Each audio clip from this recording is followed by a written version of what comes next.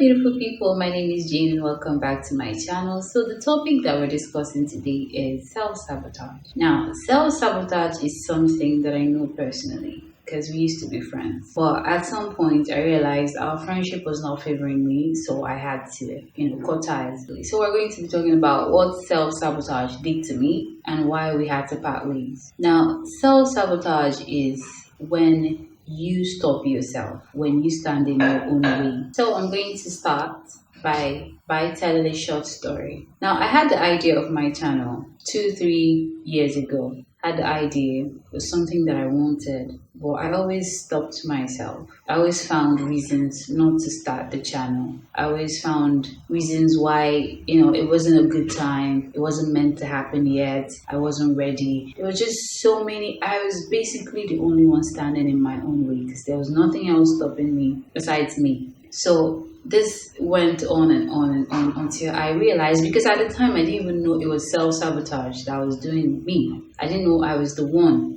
I felt like there were external reasons, there were external challenges. I felt like there were things in my way. But it turned out that I was basically the only one standing in my way. I was basically the only one holding myself back. So now what we're going to start with is the reasons why self-sabotage wins. The reason why self-sabotage prevails. The reason why it's like, when self-sabotage is there, nothing good can happen. Nothing good gets done. So those are the things that we're going to talk about. And then I'll also share with you guys the things that I do now to keep self-sabotage out of my life, to keep myself out of my own way. I mean, it's a daily struggle. It doesn't just start and end. It's not something that, okay, I figured it out, then I'm okay now. Not really. So it's a process. It goes on and on. And, I'm ready. I'm committed to doing it because self-sabotage can really be a big deal in your life. When you're the only one standing in between you and your success, in between you and your happiness, in between you and your progress, it can really be a big deal. So, and a lot of people that I know are still dealing with this. I'm still dealing with it. I just have realized that I've seen it. I've realized that this is what it is. So there are things that I do every day. Bring myself up to a level where I'm like, when I start getting to that place, I know when to stop myself. So that's what this video is about. If you haven't subscribed to my channel, please hit the red subscribe button. Turn on notifications so you get notified when I drop new videos. It's free. You don't have to pay money. So, and give this video a like. The thumbs up thing. It's like you just giving me a thumbs up. So just touch it. And thank you. So the first most important thing that made self-sabotage a very big thing in my life is I was afraid of rejection. I was afraid of not being good enough. I was afraid of people turning me down and not being up to standard, not being appropriate, not being good enough. The thought that if I do this, people are going to reject it, people are going to reject me, people are going to tell me that I'm not good enough, kind of like stopped me a lot of times in my life. But at some point in my life, I was like, wait a minute, I am not perfect. I don't necessarily have to be perfect. Perfection does not mean that I will be good enough for everybody, right? Some people will look at me and they will see the positives, while some will look at me and they will see the negatives. It's not my fault, it's how they are structured.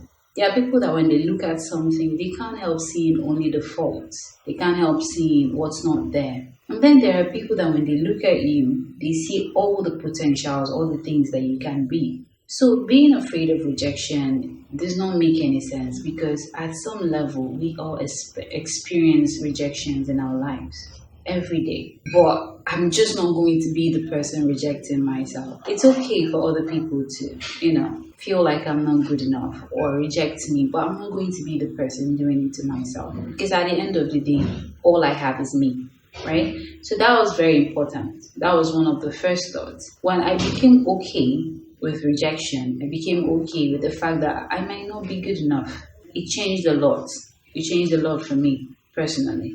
So that's very important. The second one is leaving my comfort zone. I was so very comfortable not being that girl that nobody really knows what I can do. Being that girl that I don't really know what she can do.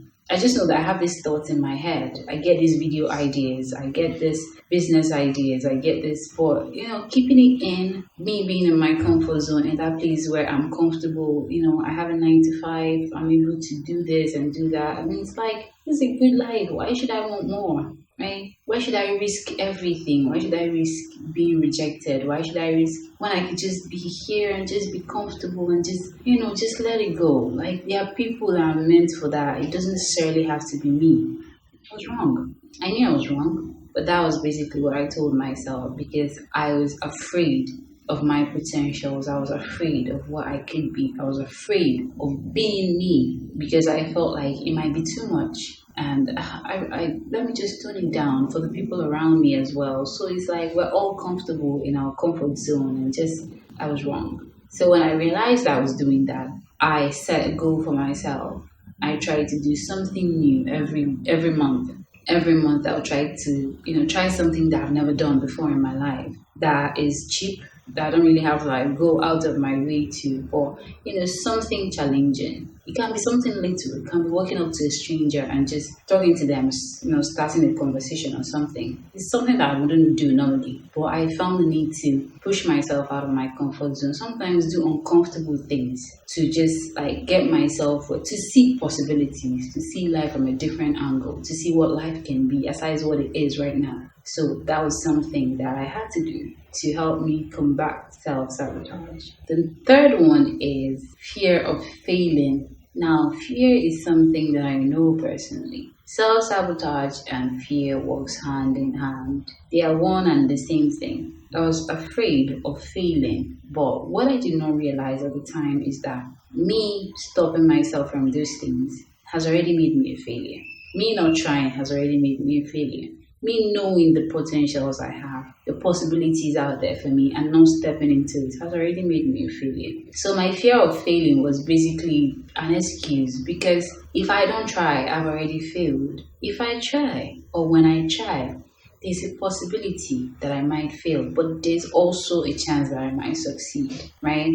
But if I don't try, that chance of success is just not there. So that was not an excuse anymore. Me saying, oh, I'm afraid of failing. Well, somebody's got to fail at something, but I know that if you keep trying, you're committed to growth, you can only keep getting better. So that was the mindset that I used at the time when fear of failure, because self-sabotage is like this. All these things I'm mentioning, when I'm like, okay, why can't this be done? It comes with afraid of rejection, and then it says, because it's in you, it's in your head. It says a whole lot of things to you about rejection, and then that it makes sense, and you're like, you know what, I can't.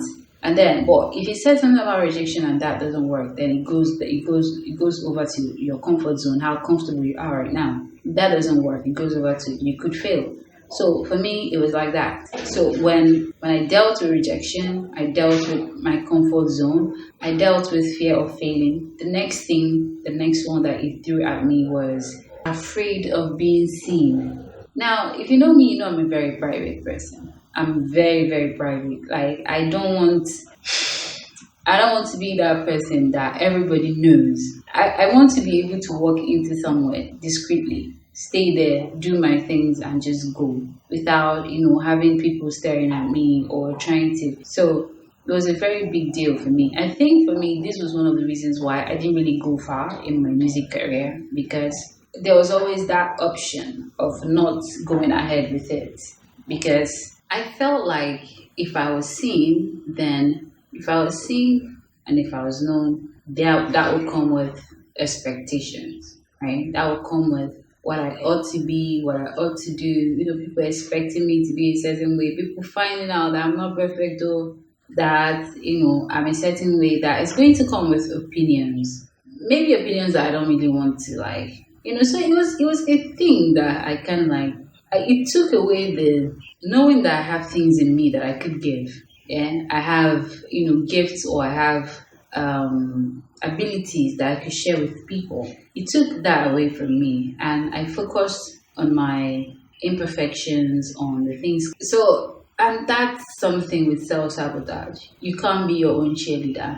you're always criticizing yourself. You look and you see your imperfections and it's like overwhelming, and you feel like it takes away from you the things that you're good at, the things that you could do that could also have a positive impact on people, on other people, giving. So it stops you from that because you're so busy focusing on, all the other things that would come with the things that you're going to give. So that was one of the things that I dealt with. That was one of the things that self-sabotage took from me. So the next one is I was listening to the wrong people, right? At one time, there was this lady that I used to work with. We there was this website, this platform where we make short videos and we post on it. And one time she was looking at my video that I made with somebody else, and she told me that I write better than I speak, and I should focus more on writing and leave the video making for people that are good at it. That was a welcomed comment on my part, because for me, for somebody that was already doubting herself, for somebody that was already sabotaging herself, it was like, finally somebody else is saying what I have been saying all this while. Because it was like she was echoing my thoughts. This is what I already thought about myself. I mean, it was so bad that I hated to hear my own voice. So when she said that, it made sense to me. I was like, thank God I wasn't even taking the video thing serious. Thank you for telling me what I already know. But something else happened. I saw how eager she was when it came to making videos.